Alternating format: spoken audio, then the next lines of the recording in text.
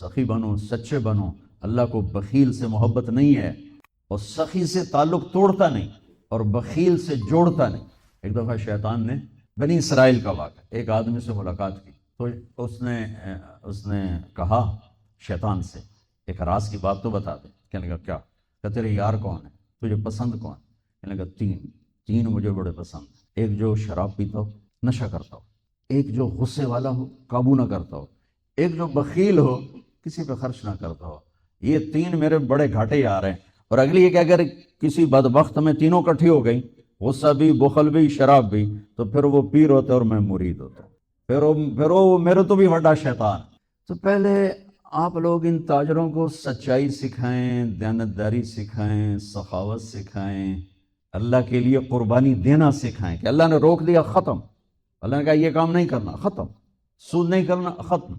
جھوٹ نہیں بولنا، ختم. دھوکہ نہیں دینا، ختم. سچائی دیانتداری پہ جمنا ٹھیک ہے، جاتا ہے تو جائے، آتا ہے تو آئے، رزق تو اللہ کے خزانوں میں ہے. اس معاشرے کے ساتھ یہ نسل اگر چلے گی تو وہی کرے گی جو یہ کر رہے ہیں. پھر آپ لوگوں کے پاس بھی جمع تفریق ہی ہے، جمع تفریق، جمع تفریق، جمع تفریق. ان کے سارے دماغ جمع تفریق میں کھپ جاتے ہیں. انہیں پتہ ہی نہیں میرا نبی کون تھا، کیا تھا. کبھی سنتے ہی نہیں ہمارے نبی کون تھے، کیا تھے. تو راہبری کا حق لے کر تو وہ تشریف لائے تھے جنہوں نے سچائی سکھائی، دیانتداری سکھائی، محبت سکھائی، حیا کو سکھایا، پاک دامنی کو سکھایا، سخاوت کو سکھایا. حضرت علی سے کسی نے پوچھا کوئی حسرت؟ حضرت علی سے کسی نے کوئی حسرت؟ کہنے لگے جتنا علم تھا اتنا کسی نے لیا نہیں، جتنی سخاوت تھی اتنا کسی نے مانگا نہیں، جتنی سخاوت تھی اتنا کسی نے مانگا نہیں. یہ دو حسرت ہیں میرے دل. اللہ کو سخی پسند ہے، مال خرچ کرنے والا پسند ہے، مالدار ہو. اچھا، ایک ہوتا ہے بخیل. اللہ کہتا ہے بخیل جہنم کے قریب، اللہ سے دور، لوگوں سے دور، جنت سے دور. سخی اللہ کے قریب، جنت کے قریب، لوگوں کے قریب، جہنم سے دور، اللہ کا پیار. جب بنی اسرائیل نے بچھڑے کی پوجا کی تو اللہ نے کہا سب کو قتل کرو سارے. جب سامری پکڑا گیا جس نے شروع کروائی تو اللہ تعالیٰ نے سفارش کی، اے موسیٰ سامری کو چھوڑ دے. یا اللہ سامری کو چھوڑ دوں؟ اسی نے تو بچھڑا بنایا، اسی نے تو یہ شرک کروایا، تو کہتا سامری کو چھوڑ دوں؟ تو پتہ ہے اللہ نے کہا موسیٰ یہ کمبخت سخی ہے اور سخی کو قتل کرنا مجھے اچھا نہیں لگتا، میں نے آپ ہی مار دے گا، تو اس کو چھوڑ دے. اس کا کفر تھا، نفاق تھا، لیکن سخاوت اس کو قتل سے بچا گئی. تو مالدار معاشرے، اس لیے نے زکوٰۃ ادنا درجہ ہے، زکوٰۃ ادنا درجہ ہے سخاوت کا. زکوٰۃ دینے سے آدمی بخیلوں سے نکل آتا ہے اور سخیوں میں داخل نہیں ہوتا، بین بیچ میں آ کے کھڑا ہو جاتا ہے. اس پر بخیل کا لیبل بھی نہیں اور اس پر سخی کا لیبل بھی نہیں، درمیان میں آ جاتا ہے. ایک دفعہ خسرو پرویز کے دربار میں نے ایک مچھیرا مچھلی لے کر آیا، اس کو بڑی اچھی لگی. انہوں نے کہا اس کو 4000 درہم دے دو، کہیں 4000 دینار دے دو. تو جب وہ اس کو دیے تو اس کی بیوی شیری نے اس کے کان میں کہا اتنی بڑی دولت تو نے مچھلی پر دے دی تو خزانہ خالی ہو جائے گا، یہ مچھلی واپس کرو اور پیسے. خسرو پرویز نے کہا میں اتنا بڑا بادشاہ ہوں، مجھے شرم آتی میں اس سے پیسے واپس لوں، میں نہیں لیتا. وہ کہنے کہ میں تمہیں طریقہ بتاتی ہوں، تم اس کو بلا کے پوچھو یہ مچھلی نر ہے یا مادہ. وہ کہے گا نر ہے تو تم کہنا ہمیں مادہ چاہیے تھی، واپس لو ہمارے پیسے. وہ کہے گا یہ مادہ، تم کہنا ہمیں نر چاہیے تھا، پیسے واپس. انہوں کو بلایا، ہاں بھائی یہ مچھلی نر ہے یا مادہ؟ کہ حضور خسرا نہ نر ہے نہ مادہ ہے. 4000 اور دے دو. بیچ کی چیز. ہمارے کہا نا زکوٰۃ دینے والا سخی نہیں ہوتا، سمجھ رہے ہو؟ زکوٰۃ دینے والا بخیل بھی نہیں ہوتا، سخی بھی نہیں ہوتا. بخیلوں سے نکل جاتا ہے، سخیوں میں انٹر نہیں ہوتا. 2.5 روپے پر 1 پیسہ بھی زیادہ کر دے تو سخیوں میں نام آ جائے گا. پھر سخاوت کی حد کوئی نہیں ہے. انہوں نے کہا حضور یہ تو بیچ کی چیز ہے، خسرا ہے. اس نے کہا 4000 اور دے دو. تو شیری کو تو بڑا غصہ چڑھ گیا. 8000 اس کی تو 7 پشتوں کو کافی تھا. تو 1 دینار گر گیا تو اس نے وہ اٹھا لیا. تو اس کی بیگم نے کہا دیکھا یہ کم وقت کتنا لالچی ہے، تم نے اس کو اتنا دیا، اس کی 7 پشتوں کو کافی. 1 دینار گرا وہ بھی اٹھا لیا. پھر اس کے واپس لو نہ قدر ہے. انہوں نے کہا آ جا، اور تجھے میں نے اتنا دے دیا، 1 دینار گر گیا تھا تو کیوں اٹھایا؟ کہا حضور اس پہ آپ کے نام کی مہر تھی، کسی کا پاؤں پڑ جاتا تو بے ادبی ہوتی، میں نے اس لیے اٹھایا. انہوں نے کہا 4000 اور دے دو. ان تاجروں سے کہتا ہوں سخاوت سیکھو. پہلے یہ سچائی سیکھیں، پہلے یہ دیانتداری سیکھیں، پہلے یہ اللہ کو رب مان کر اپنی بنیادوں کو، اپنی تجارتوں سے سود نکالیں، جھوٹ نکالیں، 2 رجسٹر نکالیں، دیانتداری پر چلیں. اللہ کی قسم زمین آسمان کے دروازے اللہ تعالیٰ کھول دے گا، اور غریبوں پر خرچ کریں کہ اللہ تعالیٰ کو پسند ہے۔ اللہ چاہتا تو سب کو مالدار بنا دیتا ہے، بعض کا حاجت مند بنایا کہ اللہ کو دینا پسند ہے، اللہ پاک کو محبوب ہے سخاوت۔ ایک صحابی آئے، یا رسول اللہ ضرورت مندوں کو میری مدد فرمائیں، تو آپ نے فرمایا ابھی تو میرے پاس ہے نہیں۔ اس نے کہا تو میں لے لیتا ہوں کسی سے، پھر آپ میری جگہ بھر دینا۔ آپ نے کہا ٹھیک۔ تو حضرت عمر پیچھے سے بولے، یا رسول اللہ یہ کیا بات ہوئی، آپ کے پاس ہے آپ خرچ کریں، آپ کے پاس ہے نہیں اور آپ اس طرح لوگ آپ کے نام پہ قرضے اٹھائیں پھر آپ دیتے پھریں، یہ نہیں کرنا چاہیے۔ تو پیچھے سے ایک اور صحابی تھے عبداللہ بن حذیفہ، ان کا یا رسول اللہ انفق ولا تخش من ذی العرش خلالا، یا رسول اللہ خرچ کریں اور عرش والے سے تنگی کا ڈر نہ کریں۔ تو آپ مسکرائے، آپ نے کہا مجھے اللہ نے اسی بات کا حکم دیا ہے کہ میں خرچ کروں اور عرش والے سے تنگی کا ڈر نہ کروں۔ بہرحال بچوں، سچ سیکھو۔ یہ تمہاری، میں درد سے کہتا ہوں کہ ہمارے تعلیمی ادارے نہیں ہیں، کاروباری ادارے ہیں۔ یہ بچوں کو علم نہیں دے رہے، اور تم بھی کوئی طلبہ نہیں ہو، تم بھی ڈگری والے ہو، تمہیں ڈگری چاہیے یا نوکری چاہیے، میں تجھے انگوٹھے چھاپ ہو۔ تمہیں علم کا شوق نہیں، انہیں دینے کا شوق نہیں، انہیں بھی کمائی کا شوق ہے اور تمہیں صرف جاب اور ڈگری کا شوق ہے۔ نہ تم میں کوئی علم والا ہے، نہ وہ عشق میں رہی گرمیاں، نہ وہ حسن میں رہی شوخیاں، نہ وہ غزنوی میں تڑپ رہی، نہ وہ خم ہے زلف ایاز میں۔ دینے والوں کو دینے کا شوق نہیں، لینے والوں کو لینے کا شوق نہیں۔ علم تو مر مٹ گیا ہے، وہی قوم سر اٹھا کے زندہ رہے گی جن کا علم اپنا ہوگا۔ تمہارا علم تو باہر سے آتا ہے۔ آج تک ڈاکٹر کہتے رہے مکھن نہ کھاؤ، ملائی نہ کھاؤ، گھیو نہ کھاؤ، دل بند ہو جائے گا، کولیسٹرول بڑھ جائے۔ اب میرا بھائی دل کا ڈاکٹر ہے، اب کہتا ہے کھاؤ، میں کہوں کہ امریکہ کی رپورٹ آ گئی، تو تمہارا سارا آقا تو ادھر بیٹھا ہوا ہے، وہ کہیں گے یہ چلا دو چل جائے گا، کہ روک دو تو روک جائے۔ بچوں، میرا معاشرہ بہت زوال کا شکار ہے، آپ میری نسل ہو، میری اولاد ہو۔ میں بہت تھکا ہوا تھا، مجھے نعیم بھائی نے رات کہا، میں نے کہا ایک تو تیری مجھے بہت ہے عزت احترام کہ میں انکار نہیں کر سکتا، دوسرا یہ میرے اپنی اولاد ہے، اللہ کرے کوئی ایک بھی سچ بولنے والا ہو گیا اور کوئی ایک بھی دیانتداری والا ہو گیا تو چلو میری آخرت، میری قبر ٹھنڈی کرنے کا سبب بن جائے گا۔ جس قوم میں سچ ہوتا ہے انہیں کوئی ڈبو نہیں سکتا، جس قوم میں دیانتداری ہوتی ہے انہیں زوال نہیں آ سکتا، جس قوم میں انصاف ہوتا ہے ان پہ سورج غروب نہیں ہوتا، جس قوم میں ظلم ہوتا ہے، جھوٹ ہوتا ہے، بددیانتی ہوتی ہے، ان پہ سورج کبھی چڑھا نہیں، انہوں نے عروج کبھی دیکھا نہیں، ذلت و پستی کے سوا کچھ نہیں ان کے پاس۔ چوپڑی روٹی کھا لینا کون سی بڑی بات۔ مجھے ایک میٹرک میں ایک کہانی تھی، میٹرک میں نا انگریزی کی 2 کتابیں، ایک موٹی کتاب تھی ایک چھوٹی کتاب تھی۔ وہ چھوٹی کتاب میں کہانی مجھے یاد آ گئی۔ ایک شہری کتا جنگل میں جایا کرتا تھا، تو اس کی نا جنگلی کتے سے دوستی ہو گئی۔ تو جنگلی کتا جوڑا ماڑکا جا ہڈیاں نکلی ہوئی ہیں، شہری کتا موٹا تازہ۔ تو ایک دن وہ جنگلی کتا کہتا ہے یار تو کیا کھاتا ہے؟ انہوں نے کہا میں پراٹھے کھاتا ہوں، انڈے کھاتا ہوں، ڈب روٹی کھاتا ہوں، دودھ پیتا ہوں، گوشت کھاتا ہوں۔ ان کا یار میں تو نام ہی آج سنا، میں نے تو کبھی کچھ کھایا ہی نہیں ہے یار، میں نے بھی لے چل، میں بھی کوئی کھاما کو، میں بھی موٹا ہوں۔ انہوں نے کہا آ جا۔ تو اس کو لے کے چلا، تو جب جنگل سے نکلے تو روشنی میں جنگلی کتے کی نظر پڑی گلے میں پٹا، تو وہ کتا کھڑا ہو گیا، کہنے لگا میرے بھائی اے کی ہے، اے کی ہے۔ انہوں نے کہا یہ پٹا ہے۔ وہ کیا ہوتا ہے؟ کہ یہ غلامی ہے، غلامی ہے، میں کسی گھر کا ملازم ہوں، غلام ہوں، ان کا پہرا دیتا ہوں، ان کی راکھی کرتا ہوں، ان کی نوکری کرتا ہوں، پھر وہ مجھے انڈے کھلاتے ہیں، پراٹھے کھلاتے ہیں، پتہ نہیں کرتے۔ انہوں نے کہا میرے بھائی تجھے تیرے پراٹھے مبارک، مجھے میری آزادی مبارک، میں آزادی میں بھوکا رہوں، یہ مجھے زیادہ پسند ہے اس سے کہ کسی کی نوکری کر کے اور میں کسی کا غلام بن کے میں انڈے پراٹھے کھاؤں۔ پوری امت مسلمہ اس وقت وہ شہری کتے کی مثال ہے۔ تو میرے عزیزو، سچائی پر آؤ، دیانتداری پر آؤ، انصاف پر آؤ، محبت پر آؤ، درگزر پر آؤ۔ آپ ابھی بچے ہو، والدین کو عزت دو، والدین کی قدر کرو، اپنے اساتذہ کی قدر کرو۔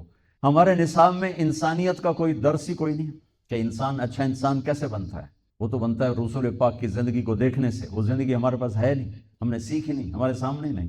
مختصر سے وقت میں آپ کو کیا کہہ سکتا ہوں، کوئی بات دل کو لگی ہو تو لے لینا، نہ لگی ہو تو فقیرانہ اے صدا کر چلے، میاں خوش رہو ہم دعا کر چلے۔ یہ تبلیغ کا کام اسی کو سیکھنے کی محنت۔ جب آپ لوگوں کو چھٹی ہو، موقع ملے تو کچھ دن جانا، انشاءاللہ بہت فائدہ ہوگا بچوں، بہت فائدہ ہوگا۔ یہ ہاتھ صرف اللہ کے سامنے پھیلاؤ، یہ ہاتھ صرف اللہ کے سامنے پھیلاؤ، یہ ہاتھ صرف اللہ کے سامنے پھیلاؤ، یہ جھولی صرف اللہ کے سامنے پھیلاؤ، یہ جھولی صرف اللہ کے سامنے پھیلاؤ، یہ جھولی صرف اللہ کے سامنے پھیلاؤ، جسے لینے کے لیے کسی سے نہیں لینا پڑتا، جسے دیتے ہوئے تکلیف نہیں ہوتی، جو سخی ہے، شہنشاہ ہے، جسے دینے کے بعد اس کے خزانوں میں کمی نہیں ہوتی. لو ان اولکم و آخرکم و انسکم و جنکم و حیکم و میتکم و رطبکم و یابسکم و صغیرکم و کبیرکم و ذکرکم و انثاکم. کتنی قسمیں گنا دی میرے نبی نے کہ تم اول، تم آخر، تم انسان، تم جنات، تم خشک، تم تر، تم زندہ، تم مردہ، تم بوڑھے، تم جوان، تم عورت، تم مرد، تم سب قوموا فی صعید واحد، سب کھڑے ہو جاؤ. آدم کی ساری نسل اور جنات کی ساری نسل، جنات ہم سے کروڑوں گنا زیادہ ہیں، یہاں پتہ نہیں کتنے بیٹھے ہوں گے جمعہ کی نماز کے لیے. تو وہ میرا اللہ کہتا سارے اکٹھے ہو جاؤ. سبحان اللہ، سننا ذرا، میرا اللہ کہتا سارے اکٹھے ہو جاؤ. فَسَأَلُونِي، اب مجھ سے مانگو ایک ایک کر کے. کرتا ساڑھی کروڑ سال بعد بھی واری نہیں آئے گی بھائی ہیک کے کر کے آؤ، میں سارے دے نہیں سن سکتا، ہیک کے آؤ بھائی، ہیک کے آؤ بھائی. اچھا بھائی چلو دو دو آ جاؤ. اللہ کہتا فَسَأَلُونِي، سارے اکٹھے مانگو، اکٹھے، جنات بھی، انسان بھی، عرب عربی میں، پشتو پٹھان پشتوں میں، پنجابی پنجابی میں، سندھی سندھی میں، بروہی بروہی میں، بلوچی بلوچی میں، اردو والا اردو میں، فارسی والا فارسی میں، انگریز انگریزی میں، فرینچ فرینچ میں، افریقہ والے ہاؤسا میں، ہالینڈ والے ڈچ میں، اٹلی والے اٹالین میں. دنیا میں 6010 زبانیں اس لمحہ موجود میں بولی جا رہی ہیں، اس وقت بولی جا رہی ہیں، اور اس سے پہلے کتنی ہزاروں مٹ گئیں اور آگے کتنی ہزاروں پیدا ہو گئی. سارے اکٹھے ہو جاؤ. پاکستان میں 60 زبانیں بولی جاتی ہیں. تو میرا اللہ کہتا ہے سارے اپنی زبانوں میں مانگو. کوئی زور سے مانگے کوئی پرواہ نہیں، کوئی آہستہ مانگے کوئی پرواہ نہیں، کوئی دل کی دھڑکنوں میں مانگے، بولے بھی نہیں، مانگ رہا ہے. اور ادھر شور مچا ہوا ہے، سب جنات شور مچا رہے ہیں، اور پنجابی شور مچا رہے ہیں، پٹھان شور مچا رہے ہیں، سندھی شور مچا رہے ہیں، بلوچ شور مچا رہے ہیں، عرب شور مچا رہے ہیں، کالے شور مچا رہے ہیں، گورے امریکہ والے بول رہے ہیں، آسٹریلیا والے بول رہے ہیں، یورو والے بول رہے ہیں، ایشیا والے بول رہے ہیں، جنوبی امریکہ بولا، شمالی امریکہ بولا، شمالی افریقہ بولا، جنوبی افریقہ بولا، ناروے والے بولے، سویڈن والے بولے، ہالینڈ والے بولے، پیرس والے بولے، سب شور مچا ہے. اور گونگے اشاروں سے بول رہے ہیں، اشاروں سے بول رہے ہیں، اشاروں سے بول رہے ہیں، ٹھیک ہے. اور اپنے دل کی دھڑکنوں میں بیمار بوڑھا دل کی دھڑکنوں میں بول رہا ہے. تو میرے رب کی پہلی قدرت، اللہ کہتا ہے تم سب کا اکٹھا سنوں گا، غلطی نہیں کھاؤں گا.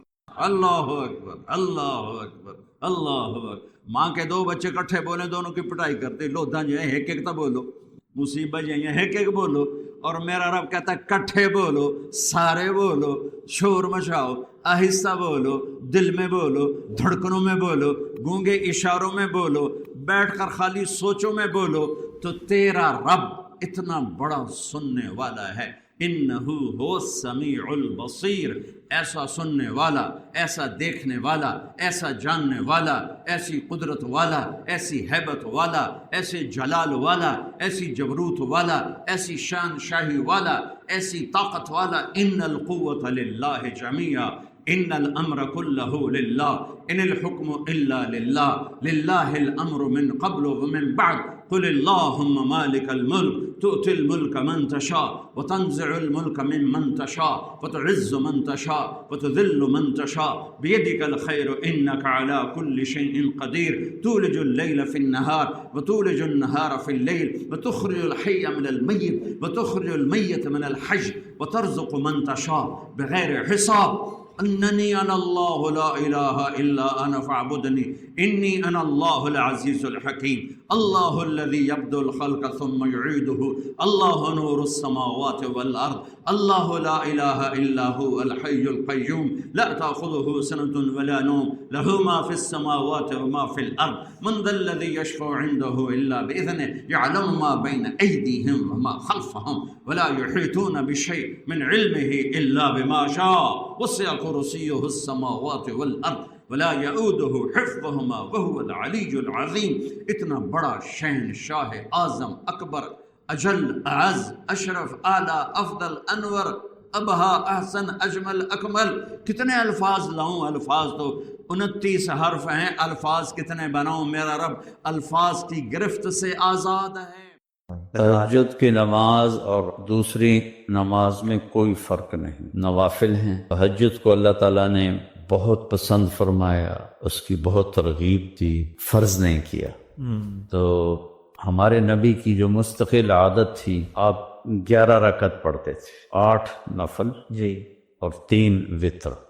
کبھی کبھی اس سے زیادہ ہوتی تھی، کبھی اس سے کم بھی ہو جاتی تھی، لیکن عام معمول تھا کہ آپ 11 رکعت تہجد پڑھتے تھے۔ اور سبحان اللہ سبحان اللہ سبحان۔ حضرت عائشہ فرماتی ہیں کہ جب میرے حجرے میرے گھر میں ہوتے آپ، تو میں سوئی ہوتی تھی اور آپ تہجد میں کھڑے ہوتے تھے، مجھے نہیں اٹھاتے تھے۔ اور جب سجدے میں جاتے تھے تو لمبائی اتنی مختصر ہوتی تھی کہ میری ٹانگیں سامنے آتی، آپ میری ٹانگوں پہ ایسے ہاتھ لگاتے تھے تو میں ٹانگیں ایسے پیچھے کر لیتی تھی، آپ سجدہ فرماتے تھے، کھڑے ہوتے تھے، میں پھر سیدھی کر لیتی تھی، اب لمبی رکعت پڑھتے تھے۔ پھر جب آپ سجدے میں جاتے تھے پھر مجھے ایسے ایسے کرتے تھے، پھر میں اپنی ٹانگیں پیچھے کر لیتی تھی اور آپ سجدہ ادا فرماتے تھے، پھر آپ تحیات میں بیٹھتے تھے، پھر کھڑے ہو جاتے تھے، اور جب آپ نماز سے فارغ ہو جاتے تھے تہجد سے تو پھر میں خود ہی اٹھ جاتی تھی، پھر مجھ سے پیار محبت کی باتیں فرماتے تھے۔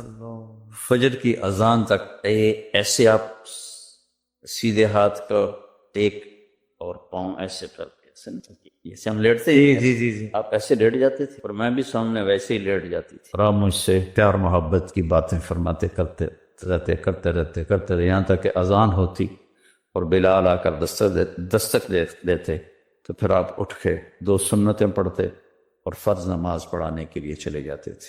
اللہ، تو یہ فرض نہیں ہے، اگر کوئی نہیں اٹھ سکتا رات کو پچھلے ٹائم تو عشاء کے بعد اگر وہ 2 نفل بھی پڑھ لے گا ایکسٹرا تو وہ تہجد گزار ہی شمار ہوگا۔ تو آپ سونے سے پہلے 2 پڑھ لیں، 11 پڑھ لیں، آپ بھی تہجد گزار ہو جائیں۔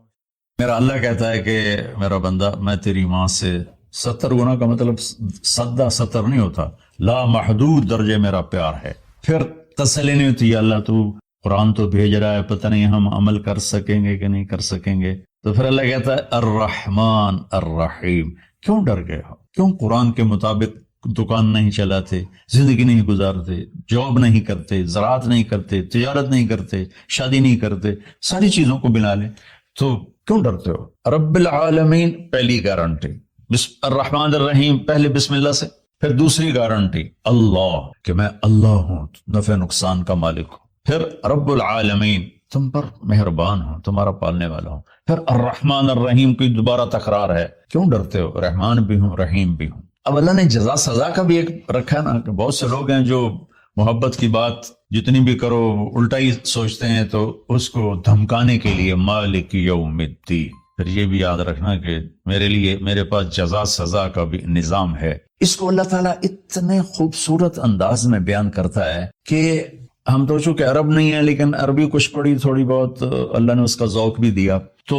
ابھی ساری بات ہو رہی کہ وہ ایسا ہے، وہ ایسا ہے، وہ ایسا ہے، لیکن آگے ہے ایاک نعبد و ایاک نستعین، یا اللہ تیری ہی بندگی کرتے ہیں، تجھی سے مدد مانگتے ہیں۔ تو ایک دم جیسے اللہ سامنے آ گیا، الحمدللہ رب العالمین الرحمن الرحیم، ان الفاظ نے اس طرح کر دیا جیسے اللہ میرے سامنے آ گیا ہے، جیسے کأنک تراہ، جیسے اللہ میرے سامنے آ گیا تو میں کہتا ہوں ایاک نعبد، یا اللہ میں تو تیری ہی بندگی کرتا ہوں، وَإِيَّاكَ نَسْتَعِينُ، یا اللہ میں صرف تجھے پکارتا ہوں مدد کے لیے، میں کسی اور کو نہیں پکارتا۔ میرے نبی نے حضرت عبداللہ بن عباس سے فرمایا وَإِذَا سَأَلْتَ فَاسْأَلِ اللَّهِ وَإِذَا اسْتَعَنْتَ فَاسْتَعِنْ بِاللَّهِ، کہ اے بچے، اے میرے یا غلام، اے میرے پیارے چچا زاد بھائی، تو ایسا جب تجھے پکارنا ہو تو اللہ کو پکارنا، مدد کے لیے صرف اللہ ہے جو آتا ہے، اللہ کے سوا کوئی مدد نہیں کر سکتا۔ یہ اسباب کی دنیا ہے، ایک دوسرے سے مدد لینا، تو میرے نبی نے قرضے اٹھائے، میرے نبی نے زرہ پہنی، میرے نبی نے تلوار اٹھائی، لیکن وہ کام جو براہ راست اللہ کے ہاتھ میں ہے ان میں صرف اللہ کو پکارا جاتا ہے، ان میں صرف اللہ کو پکارا جاتا ہے۔ ایاک نعبد و ایاک نستعین، علماء فرماتے ہیں ساری آسمانی کتابوں کا خلاصہ قرآن ہے، اور قرآن کا خلاصہ سورۃ فاتحہ ہے، اور سورۃ فاتحہ کا خلاصہ ایاک نعبد و ایاک نستعین ہے۔ اے میرے اللہ، یا اللہ، یہ صرف اللہ کے ساتھ ہے اور کسی کے ساتھ نہیں ہے۔ پھر اللہ تبارک و تعالیٰ، چونکہ میں نے پہلے شروع میں کہا تھا کہ ہم زندگی گزارنے کا طریقہ نہیں جانتے، تو اللہ نے ہم سے یہ دعا ہم پہ فرض کر دی کہ تم نے یہ مانگنا ہے، جو کہ تم اندھے ہو، جاہل ہو، کہو اہدنا، کتنی ضروری ہے. اللہ کہتا ہے روٹی مانگو، پانی مانگو، بیوی مانگو، بچے مانگو، جی کپڑے مانگو، زمین مانگو، جائیداد مانگو، صحت مانگو، عزت مانگو، سب کچھ مانگو. لیکن ایک چیز اللہ نے فرض کر دی کہ میرے بندے اگر تو ہدایت کے بغیر مر گیا تو برباد ہو جائے گا، لہذا تم پہ واجب کرتا ہوں، فرض کرتا ہوں کہ اہدنا الصراط المستقیم. اہدنا پہلے میں بتا چکا ہوں کہ ہدا، یا اللہ وہ چٹان دکھا دے جس کو دیکھ کر میری زندگی کی راہیں صحیح جگہ تک مجھے پہنچائیں. ہدا، عرب اس کو سن کے ہل گئے تھے کہ وہ محاورہ سمجھتے تھے، ہم محاورہ نہیں سمجھتے، لیکن عرب کیوں ہل گئے تھے؟ کہتے کیا کمال ہے یار، یہ کیا آدمی کہاں سے بولتا ہے، کیا بولتا ہے. وہ تو ابو جہل سے پوچھا اخنس ابن شریک نے، سچ سچ بتا محمد جھوٹے ہیں کہ سچے ہیں؟ کہنے لگا اللہ کی قسم سچے ہیں، پر نہیں مانوں گا، میں بنو ہاشم سے مقابلہ کروں گا، نہیں مانوں گا، سچے ہیں.